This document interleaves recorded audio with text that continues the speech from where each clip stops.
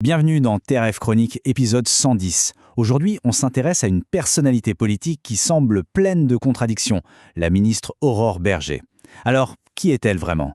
La défenseur pragmatique de nos campagnes? Une figure critiquée par les féministes en France?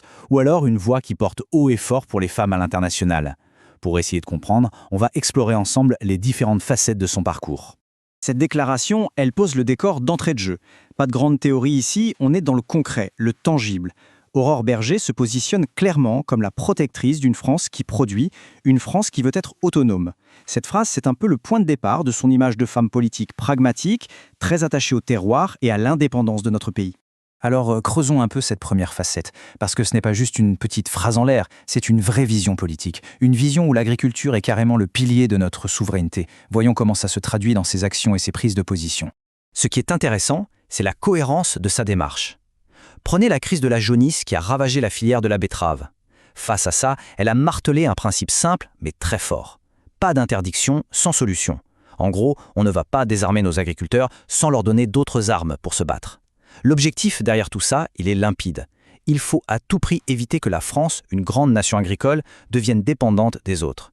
Et pour y arriver, elle pense qu'il faut aussi mener une bataille culturelle contre ce qu'elle appelle l'agripashing. Et cette phrase, elle résume parfaitement son idée. Pour elle, le vrai problème, c'est la crise de confiance entre les citoyens et les agriculteurs. Elle insiste sur le besoin de faire de la pédagogie, de regagner la bataille de l'opinion pour expliquer ce qu'est vraiment le métier d'agriculteur aujourd'hui. Le point crucial, c'est de réconcilier la nation avec celles et ceux qui la nourrissent, en arrêtant de les voir comme des coupables par défaut. Allez, on reste dans ce domaine, mais on zoome sur un sujet bien précis qui s'inscrit dans la même logique. Après avoir défendu l'agriculture en général, elle s'est attaquée à une question plus ciblée, mais tout aussi stratégique, la place des femmes dans ce secteur. C'est une initiative qui vient renforcer cette image de championne des causes concrètes. Alors, ce plan, il se découpe en 4 grandes étapes. C'est du lourd, 1 an de travail, 41 actions concrètes. L'idée, c'est de s'attaquer à tous les niveaux du problème, de la simple visibilité à la sécurité juridique, en passant par l'aide pour s'installer ou reprendre une exploitation, et bien sûr l'accès à la terre qui reste un combat majeur. On voit bien ici une approche très méthodique, très structurée pour régler un problème de fond. Et pourquoi c'est si important pour elle? Elle explique que ce n'est pas juste une question de justice. Bien sûr, il y a la reconnaissance d'un rôle qui a été invisible pendant des décennies. Pensez-y, le mot agricultrice est entré dans le dictionnaire seulement en 1961. C'est faux. Mais au-delà de ça, c'est surtout un enjeu économique et stratégique. Avec le vieillissement des agriculteurs, elle est persuadée que sans les femmes, sans plus de diversité dans les profils, la ferme France, elle ne pourra tout simplement pas survivre. Bon, jusqu'ici, le portrait est plutôt cohérent. On a une ministre pragmatique, engagée sur des dossiers solides, mais c'est là que l'image commence à se fissurer, dès qu'on regarde un peu plus loin. Cette championne des agricultrices l'est-elle aussi pour toutes les autres femmes? La question est posée et la réponse, vous allez voir, est loin d'être évidente. On bascule maintenant vers une facette complètement différente de sa personnalité politique. Parce que dès qu'on quitte les champs pour aborder le sujet des inégalités femmes-hommes au niveau national, la perception change du tout au tout. Ses détracteurs ne lui reprochent pas tant ses actions, mais plutôt son inaction, ou pour être plus précis, son silence, un silence jugé assourdissant. Cette petite phrase, tirée d'une tribune très critique, elle est d'une ironie cinglante. En gros, elle suggère que le silence de la ministre lors de la Journée internationale des droits des femmes était presque une bonne nouvelle. Pourquoi? Parce que selon ses critiques, quand elle s'exprime sur ces sujets, ce serait pour tenir des discours contradictoires, des oxymores politiques. Du coup, son silence serait presque préférable à une parole jugée hypocrite. C'est une attaque extrêmement dure. Ce silence et ces critiques, évidemment, ça ne sort pas de nulle part. Ça se nourrit d'une réalité brutale, celle des inégalités qui persistent en France. Les chiffres qui vont suivre, ce ne sont pas des opinions, ce sont des faits qui alimentent l'impatience et la colère de beaucoup d'associations féministes. 22%, c'est l'écart de revenus salarial moyen entre les femmes et les hommes dans le privé, en 2024. C'est un chiffre qui reste colossal. Et attention, il ne s'agit pas seulement de postes différents. Même à postes et temps de travail équivalents, il reste un écart de 14%. C'est le symbole d'une égalité professionnelle qui reste un objectif bien lointain. Et l'un des mécanismes qui explique ça, c'est ce qu'on appelle la trappe du temps partiel. Une femme en emploi sur 4 y est coincée, souvent contre son gré, ce qui l'empêche de viser des postes avec plus de responsabilités. C'est un énorme facteur de précarité et un frein terrible à l'évolution des carrières et des salaires. Et puis, il y a la phase la plus violente de l'inégalité. Les chiffres de 2024 donnent le vertige.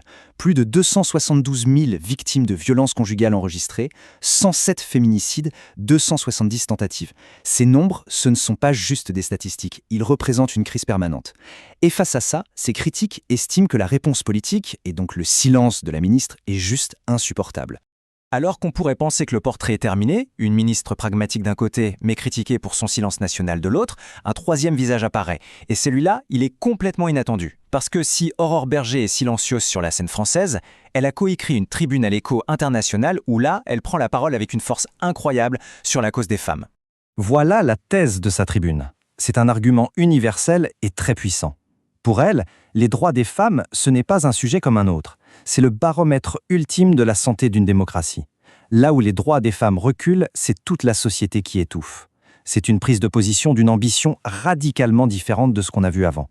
Et pour illustrer son propos, elle s'appuie sur l'exemple qui a bouleversé le monde entier, l'Iran.